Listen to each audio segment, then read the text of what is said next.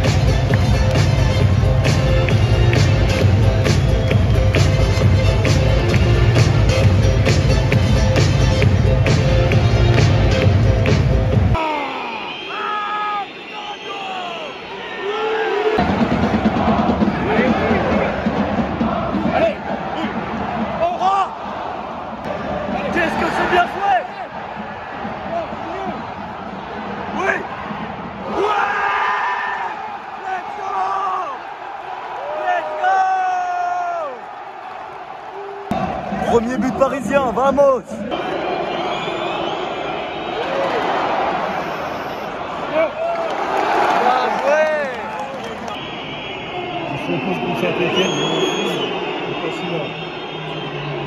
Très bien!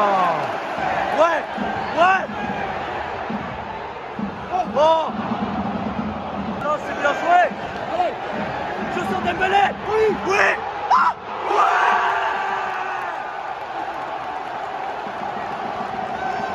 Ok, nous sommes à la mi-temps, le Paris Saint-Germain gagne 2-0. Ça reflète pas forcément totalement la rencontre parce que l'Olympique de Marseille arrive quand même à avoir beaucoup d'occasions. Ils s'en sont créés quelques-unes.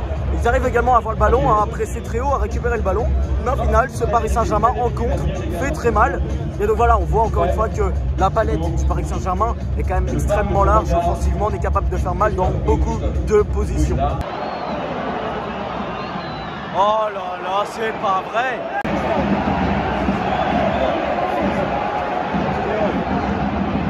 Oh oui! Oh!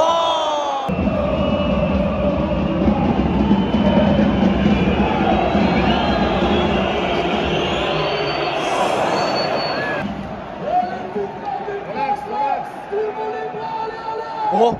Bien joué! Oh, c'est pas vrai! Qui est bien en place, théoriquement, on risque rien.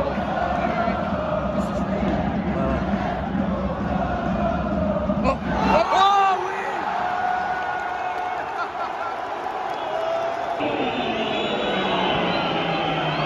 Oui. Oh là là! Oh là là! Joué! Oh! Oh mon Dieu!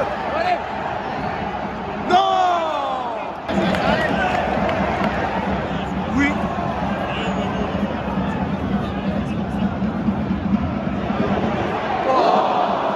Nous nous retrouvons maintenant pour la partie débrief. Je vous invite à vous abonner à la chaîne si vous avez atteint ce moment-là de la vidéo et surtout si vous avez kiffé la petite partie vlog. Donc voilà, maintenant on s'attaque à la partie débrief du match et donc c'est une victoire 3-1 du Paris Saint-Germain. J'avais pronostiqué 4-0, vous l'avez vu pour la petite partie vlog. Au final, c'est raté. Mais n'empêche que ce PSG a quand même obtenu la victoire face à cet Olympique de Marseille. Et ça se voyait quand même que cette équipe parisienne était fatiguée, notamment du match face à Liverpool dès 120 minutes. J'en avais un petit peu parlé chez moi hein, dans mon entourage, mais c'était à peu près sûr que le Paris Saint-Germain n'allait pas forcément refaire la même rencontre.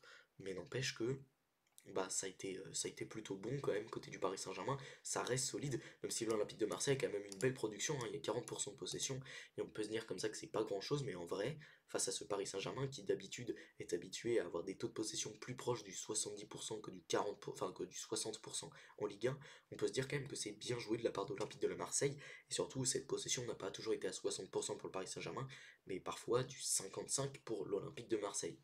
On a quand même 1,19 buts attendus, même s'il y en a quand même 2,59 du côté du Paris Saint-Germain. Il y a eu un peu plus d'occasions dangereuses côté PSG, même si c'était pas non plus ultra flamboyant. Il faut dire que voilà, cette action de Dembélé qui élimine le gardien bah, augmente un petit peu artificiellement, entre guillemets, le nombre d'XG. Et également le fait que Mendes conclut dans le but vide, ça c'est sûr que ça gonfle cette stat. Il y a quand même 16 tirs, 5 grandes chances, une grande chance pour l'Olympique de Marseille, 11 tirs, et dans la statistique détaillée, bon, malheureusement il n'y a que 2 tirs cadrés pour l'Olympique de Marseille, mais il y a quand même eu des occasions, il y a quand même eu 5 grandes chances du côté du Paris Saint-Germain pour 5 tirs cadrés.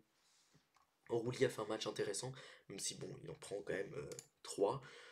Voilà, Rouli fait un match plutôt correct, il a fait ce qu'il a pu, même si je trouve quand même que sur Dembélé, peut-être il aurait pu faire un peu mieux, et sur Mendes également, il se fait un peu avoir bêtement, mais voilà.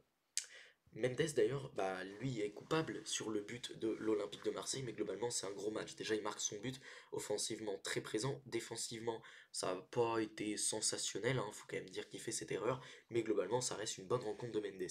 Pacho a été plutôt correct, mais je trouve que sur le but on peut peut-être dire qu'il est fautif, parce que franchement on aurait pu en espérer plus de sa part, et c'est vrai que sur le but, bah, je me demande bien où il était passé. Beraldo, lui, a une petite bourde en début de match, mais il est décisif, notamment sur un but. Alors, je ne sais plus du tout lequel précisément. Je crois que c'est sur celui de Mendes, où justement il envoie cette passe pour Fabian Ruiz. Et derrière, Mendes vient conclure dans le but vide. Je crois que c'est sur cette action-là. Et voilà, Beraldo a fait un bon match, notamment à la relance. Même s'il y a cette petite bourde en début de match, globalement, ça reste un bon match. 8 récupérations, 8 actions défensives, une interception, 2 dégagements de la tête, 4 dégagements, un blocage, 4 duels aériens remportés et un duel sur le terrain remporté sur 2. Franchement, il n'a perdu qu'un seul duel, c'est très bien de la part de Beraldo. Hakimi qui fait encore une fois un gros match ce soir, alors il n'est pas passeur décisif, mais il a été important sur beaucoup d'actions. Et défensivement, il a été très solide sur son côté droit, 3 tacles réussis, 2 dégagements réussis, une interception, 7 actions défensives, 6 récupérations, aucune action globalement n'est passée de son côté. Et Rabiot, là où il a été dangereux, bah, c'est plutôt du côté de Mendes. On a eu un Donnarumma pour le coup que j'ai trouvé un peu bizarre parce que c'est vrai que sur le but de Rabiot, enfin sur le but de Gouiri justement, je trouve que sur Rabiot, il sort peut-être mal, alors effectivement ça reste quand même une boulette de Mendes, mais moi je trouve que Donnarumma aurait peut-être pu faire un peu mieux. C'est dommage. Warren Zaïre-Emery, ça faisait plaisir de le voir dans le 11, il a gagné 9 duels et franchement il a été absolument énorme à la récupération, au pressing, il a été vraiment très très bon. 39 ballons touchés, un tir cadré, 3 touches dans la surface adverse, 2 dribbles réussis, une passe dans le dernier tir, un ballon perdu, bah, voilà, mais 3 tacles réussis, 5 actions défensives, 5 récupérations, 8 duels sur le terrain gagnés, un duel aérien remporté, c'est très fort. Vraiment gros match de Warren qui au pressing a été très bon et qui offensivement a pu apporter un peu. Vitinha comme d'habitude très fort, 92 passes réussies dans le match, c'est le plus haut total. Et voilà, comme d'habitude dans son rôle de maestro, une occasion créée. Bon, c'est vrai qu'on aurait pu en attendre un peu plus de lui, hein, peut-être des passes un peu plus dangereuses, un peu plus de prise de risque. Mais bon, ça reste quand même un bon match de Vitinha, 117 ballons touchés, 2 touches dans la surface adverse, 2 dribbles réussis, 8 passes dans le dernier tiers, 8 passes précises. Ça reste bien, et défensivement, toujours une grosse activité. Un tacle réussi, un blocage, 2 dégagements, un dégagement de la tête, 3 interceptions, 8 actions défensives, 11 récupérations. On l'a beaucoup vu à la récupération ce soir et surtout à l'équilibre, à apporter de l'équilibre et à la construction plus qu'à la création. Fabien Ruiz, lui, fait un gros match, hein. Déjà, il est auteur de 2 passes décisives et il a été vraiment très bon. Alors oui, il y a quelques petites imprécisions techniques, peut-être que des fois il ralentit un peu le jeu, mais globalement il nous a permis de contrôler un peu plus le tempo de ce match parce qu'on a eu du mal à le faire. Et voilà, il y a quand même 2 occasions créées, il est passeur décisif sur les 2 buts en étant assez prépondérant à chaque fois. 61 ballons touchés, une touche dans la surface adverse, 3 passes dans le dernier tiers, 2 passes précises. Voilà, franchement c'est un beau match de Fabian qui défensivement également a eu un rôle peut-être un peu moindre que les 2 autres, mais a été correct. Kvaratskhelia a fait très mal sur son côté gauche, notamment en première période. En deuxième période, ça a été un peu moins bien. Mais voilà, quand même, il fait son match. Un dribble réussi, c'est très bien pour lui. Également une activité défensive non négligeable, un tacle, deux actions défensives. Voilà, c'est pas mal, c'est un match intéressant de Kvaratskhelia qui continue son intégration à l'équipe et qui a été bon. Alors Désiré Doué pour le coup a été très bon déjà, c'est le joueur qui a le plus d'occasions créées dans le match, mais paradoxalement on aurait pu en attendre encore un peu plus de lui, peut-être que s'il avait joué de manière un peu plus rapide sur quelques actions ça aurait été mieux. Maintenant il y a quand même 2 dribbles réussis, 3 centres réussis, 3 touches dans la surface adverse. Gros match de la part de Désiré Doué. Et évidemment, on va parler d'Ousmane Dembélé qui voilà, joue 80 minutes, qui marque son but, qui marque dans un match très important, qui est quand même à 2 dribbles réussis, 6 touches dans la surface adverse, 3 passes dans le dernier tir, excusez-moi, c'est cette stat-là. Défensivement, aucune activité, mais voilà, franchement, c'est un match correct de la part de Dembélé, même si, pareil, on aurait peut-être aimé le voir un peu plus. Pour le coup, il a été assez neutre dans le match. Pour ce qui est des entrants, Barcola fait une entrée intéressante, même si voilà, on aurait aimé le voir plus décisif, un peu comme Kvaratskhelia finalement, où c'est un peu décevant. Et d'ailleurs, Bradley, voilà, il y a même une action où Vitinha envoie pour une fois une passe lumineuse, et Barcola vendange totalement. D'ailleurs, vous la voyez normalement dans le vlog, et c'est dommage. Joao Neves également a fait une entrée intéressante. Moi, j'aurais bien aimé le voir directement dès le début du match. Maintenant, c'est vrai que voilà, faut faire reposer un peu l'équipe. Lucas Hernandez a fait une entrée intéressante et Lee Kangin également. Donc voilà, on avait Marquinhos sur le banc, Presnel Kimpembe sur le banc, Slimani Youlou, Ibrahim Bay et Matvei Safonov. Voilà, globalement, voilà, je m'attendais pas non plus à des gros entrants. Il n'y avait même pas Gonzalo Ramos sur le banc. J'aurais peut-être aimé voir Slimani Youlou, peut-être pour entrer sur cette fin de match. Mais bon, ça reste une belle victoire du Paris Saint-Germain et franchement, ça fait plaisir. Et au niveau du classement, du coup, bah, l'Olympique de Marseille est toujours deuxième avec 49 points. Il faudra gagner face à Reims pour eux s'ils veulent conserver cette deuxième place. Et le Paris Saint-Germain est très loin devant avec 19 points, je crois, d'avance.